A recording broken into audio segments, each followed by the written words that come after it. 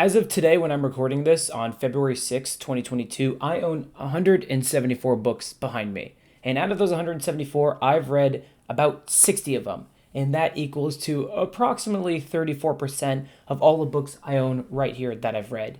And I'm not even including in those 174 the like 50 or so I have tucked away of like movie books and books for work, or like the near 100 books that I left when I moved from Massachusetts to California. Clearly, though, I have a long way to go. I have about like 114 books left on this shelf that I have not touched, I have not read, that I have not dived into their worlds. And clearly, I view reading in two separate facets. One is actually reading the book, and the other is another hobby itself, which is buying the book and collecting, which, when we really think about it, is not really that good or effective or really meaningful towards anything that I want to accomplish. And when I started making videos about books and making videos about booktube and kind of diving into this world, I realized how little I haven't read and really just didn't know. And frankly, I wanted to make these videos as a journal so you guys can track me as I divulge into a reading journey. And today, I want to try to conquer my bookshelf. And clearly, I can't read all of these books at once, but I think I want to do this kind of like a few times a year, and I just pick anywhere from like 3 to 5 books, and I just read them. And I spend a few weeks and I read them all and I make those my sole focus in life. And then slowly, over the course of years, I chip away at all the books that I own. And I mean, in like 2 weeks, it's going to be 176 books. I bought 2 more from thrift books like a few days ago. So the prices and stuff like that, and the number of books that I have are just going to increase in flux over forever. Some I'm going to sell, some I'll buy more. But my goal really is to get to like 80% of all the books that I own to have read them all. And I think at like the current pace, if I were to supposedly read like a book a week, which is not possible for me, I read way too slow for that. It would take me like 2.5 years, I think, to read all the books that I have here if I started today and I didn't buy anything else. If I read one book a week, 2.5 years, I can't even like fathom that. And to think about where I was 2.5 years ago in terms of buying books, in terms of my love of literature, I can't even imagine where I'll be in 2.5 years. So the goal of this video today is not to read all the books on my shelf, because that would be impossible and frankly would probably kill me, but to just pick a few, find some interest, and talk about them. I don't know if I'm going to love all the books that I'm going to read on this shelf, but I buy them because they seem really interesting and because their topics seem to align with what I want to read right now. So my first category that I actually wanted to read about was books that I have from LGBTQ authors. And I have a few sprinkled about, but I picked 3 shorter-ish books today, all around 200 or so pages, that I think all tackle a different element of LGBTQ literature or have different styles of writing from different time periods. So as you guys can see here, I picked 3 books, and I've already read all these. I spent the last 3 weeks reading all of them. The first one that I have is The Sailor Who Fell from Grace from Yukio Mishima.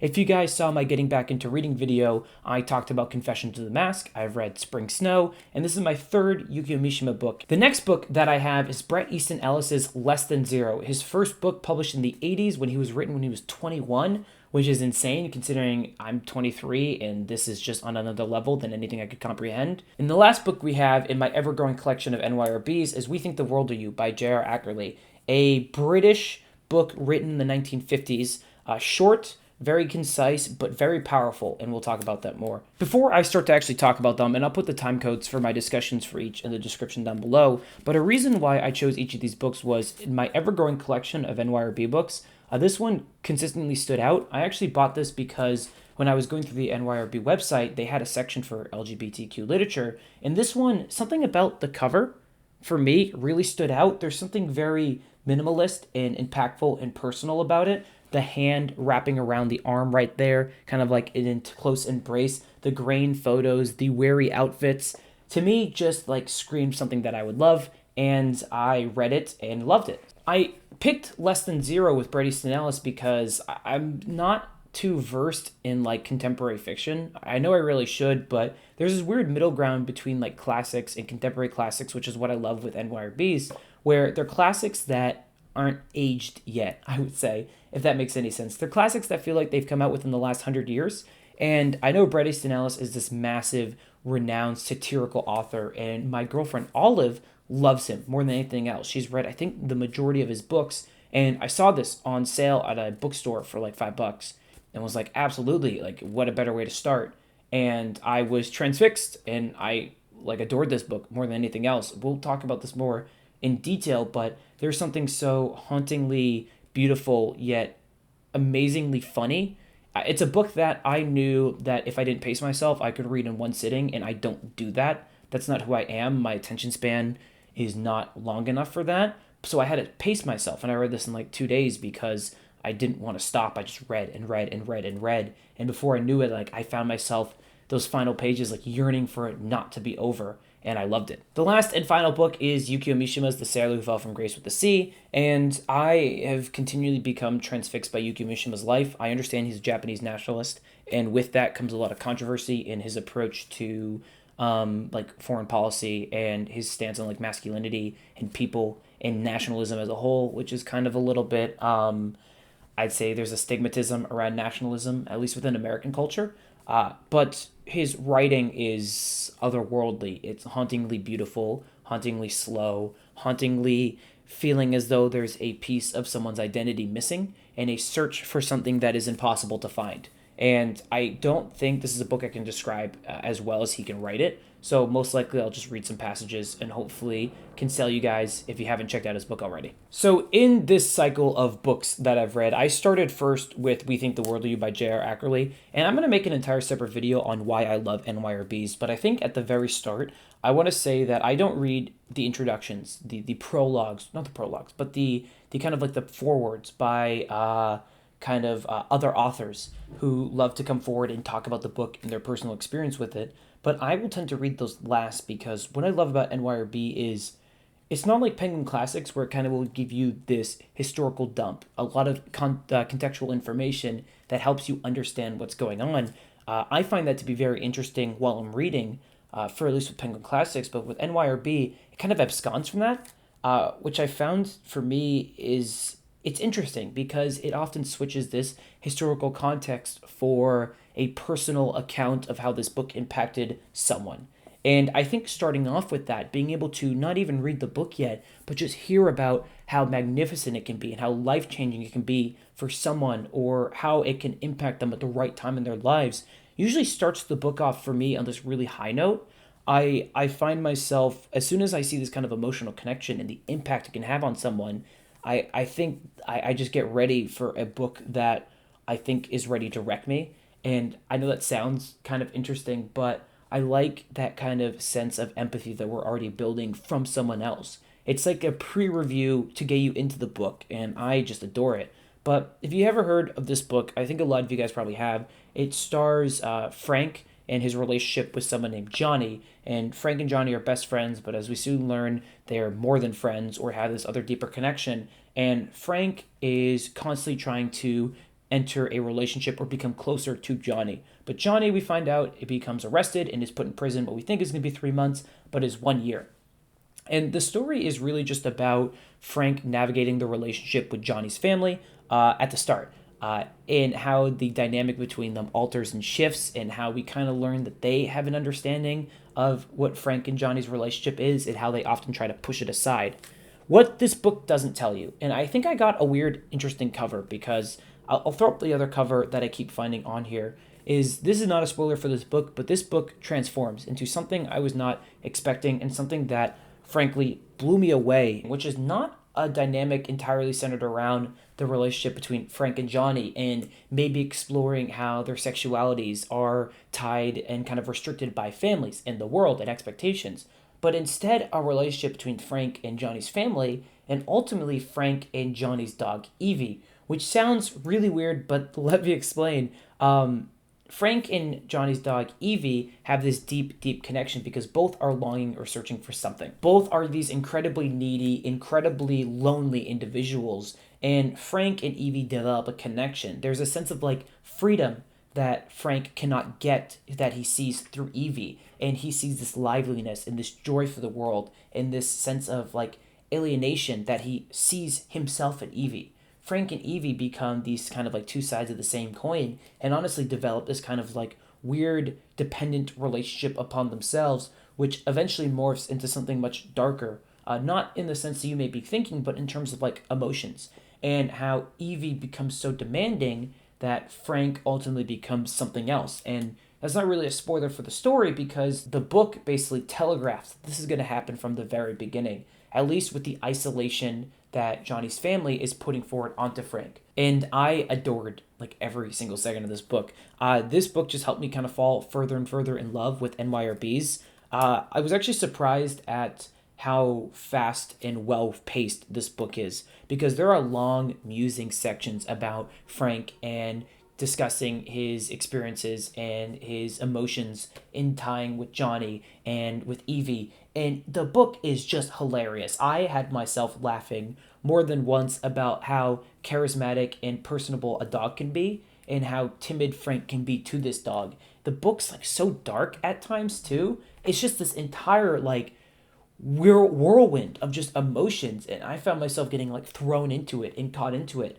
I read this in like 3 days, which is incredibly fast for me because I try to pace myself to really, like at the end of the day, to just kind of like absorb what I read. But I just found myself going and going and going.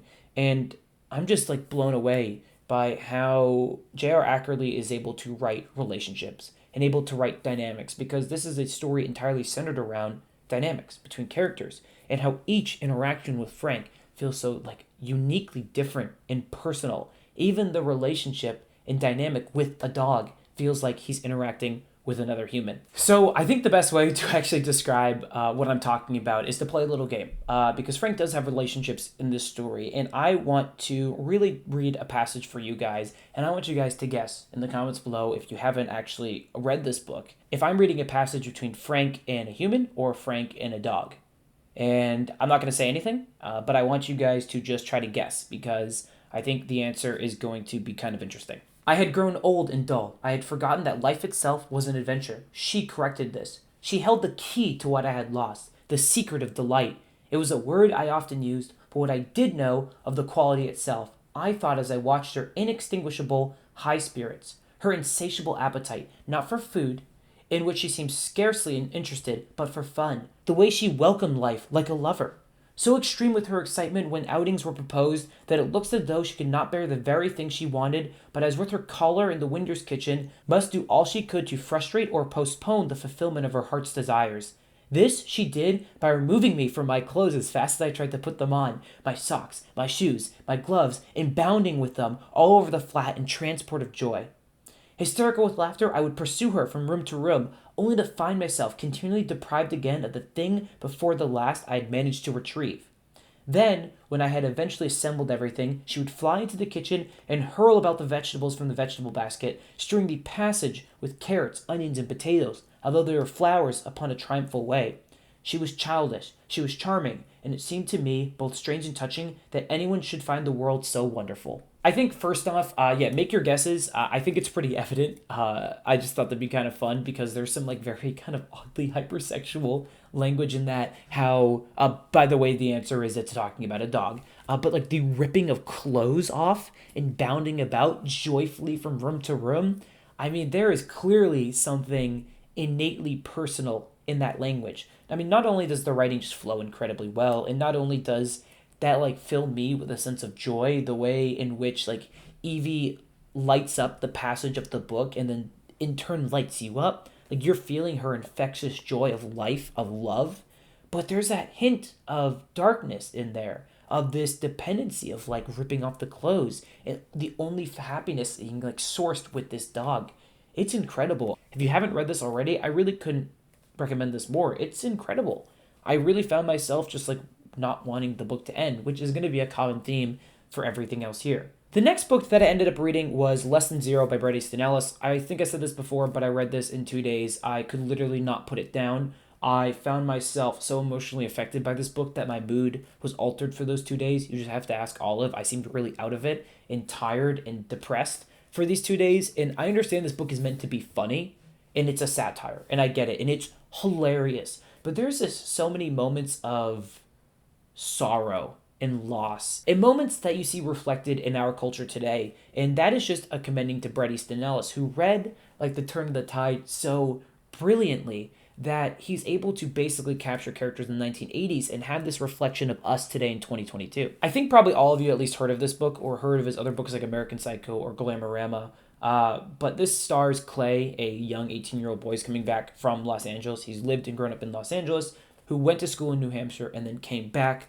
for winter break. And we see his exploration through the ultimate nihilism and the ultimate like lethargy and boredom of the world through like rich suburban youth LA with parents who are so rich and so uncaring that they can basically aren't existent in the book. And when they are, they're like mockeries and they're jokes and they're played off for laughs. And they're played off so brutally distant and cold that it's meant to be humorous and like sad, but you can't help but be drawn into this world and these characters. And the story stars Clay, and Clay is the exact representation of like youth of the 80s. Hyper drug use, hyper sexuality, hyper everything. But in that hyperactivity comes a lethargy, and in that like carelessness comes a despondency with the rest of the world and a purpose for what people are trying to find. And I find myself, being like a technical youth in today. I'm only 23, but I found myself relating to elements of this where it's this lack of sense of purpose and joy and finding your direction in life. And again, I understand this book is meant to be a satire, and trust me, there are moments of that will like shock you in its purposefulness and its impact on what it's trying to do, but also moments that are so hilarious that you'll just have to put the book down and laugh, and you're just filled with like this sense of like joy because you know you read something that was so good. I don't know. There's just something that I found myself gravitating towards in this. And again, I think the best way to describe it is just to read a passage from this. So before I read this passage, this book is kind of like framed in an interesting way. It's like a series of vignettes of like Clay going to different things. Time still passes chronologically, but it's just how he kind of interacts with the day-to-day. And bookended throughout, we often see Clay's like journey throughout Christmas break, but also we get these like little journals that he has where he reflects back on times that were more happy. And one thing that kind of captures the humor and the satire of this book is the interactions between Clay and his psychiatrist. The psychiatrist I see tells me he has a new idea for a screenplay. Instead of listening, I sling a leg over the arm of the huge black leather chair in the posh office and light another cigarette, a clove. This guy goes on, and after every couple sentences, he runs his fingers through his beard and looks at me. I have my sunglasses on, and he isn't too sure if I'm looking at him. I am. The psychiatrist talks some more and more. Soon it really doesn't matter what he says, and pauses and asks me if I would like to help him write it. I tell him that I'm not interested. The psychiatrist says something like, "You know, Clay, that you and I have been talking about how you should become more active and not so passive, and I think it would be a great idea if you would help me write this, at least a treatment." I mumble something, blow some of the clove smoke toward him, and look out the window.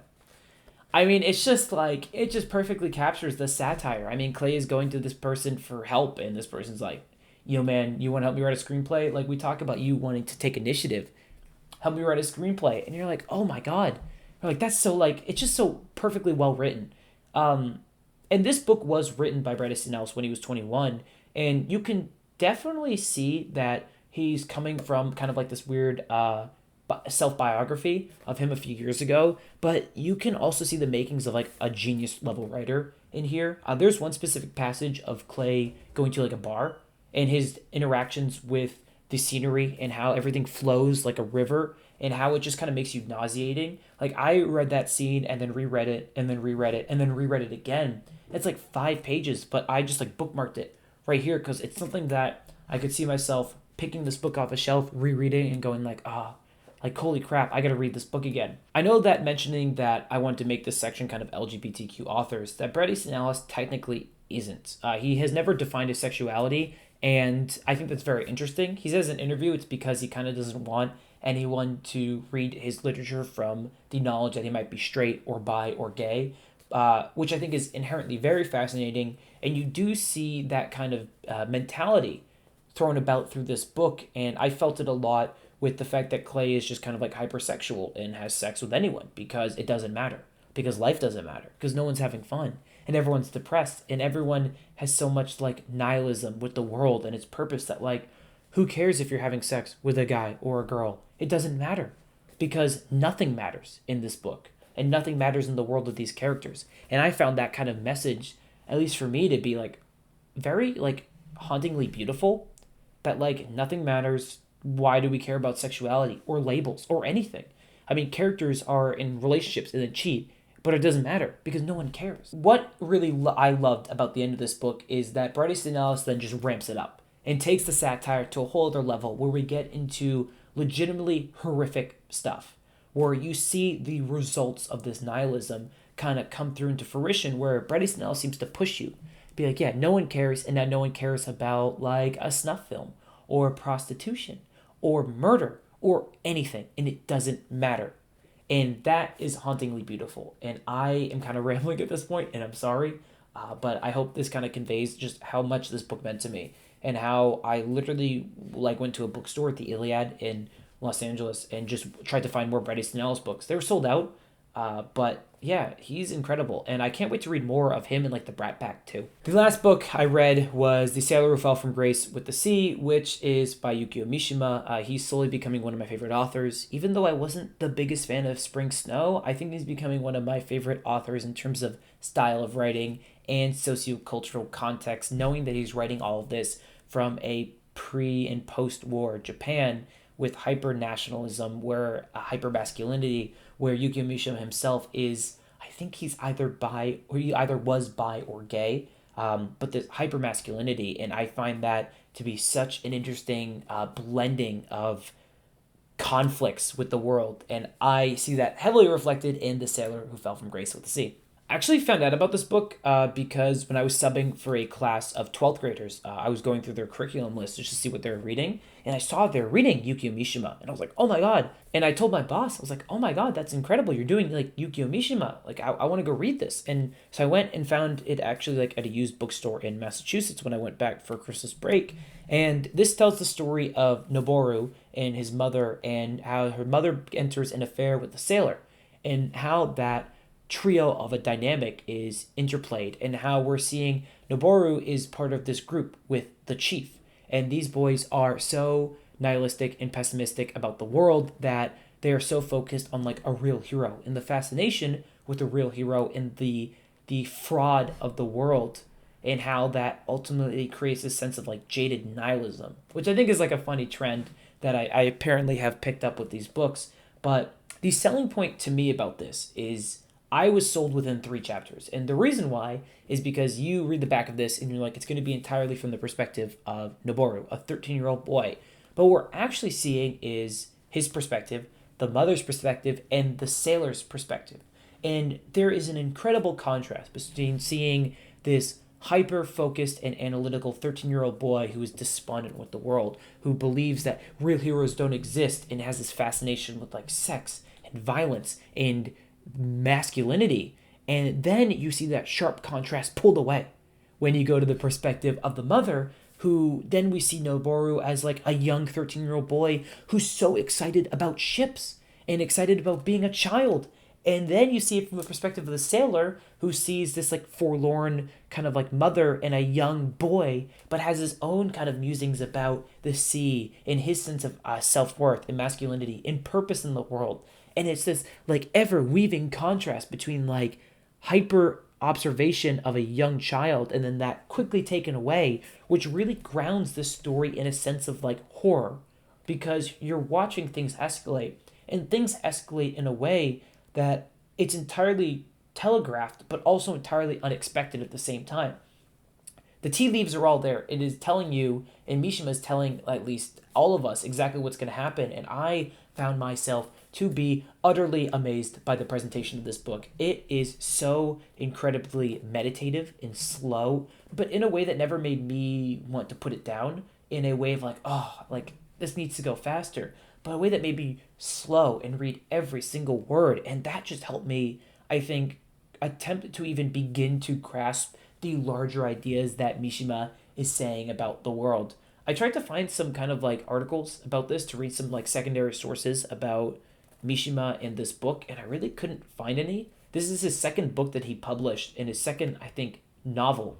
And there is something that feels so chaotic about it, but at the same time so purposely put together. And I think that might be from the fact that it was his second book, and its length is very short. It's not even 200 pages long.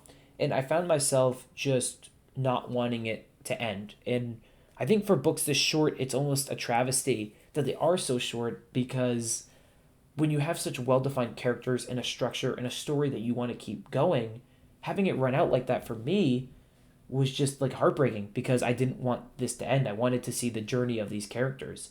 But that also, for me at least, makes it more special because there's more impact, at least for me, in every single word. And I found myself really, really going slow and trying to understand the characters and trying to understand everything. And I think I can't convey this any better. I'm just kind of rambling at this point. And I honestly, like, I don't even want to really read a passage from it. I'm going to be honest. Like, I kind of want you guys to go into this blind if you haven't read this. I mean, I think that someone recommended this in my comments. And thank you for that because that kind of gave me the final push to be like, I should read this book.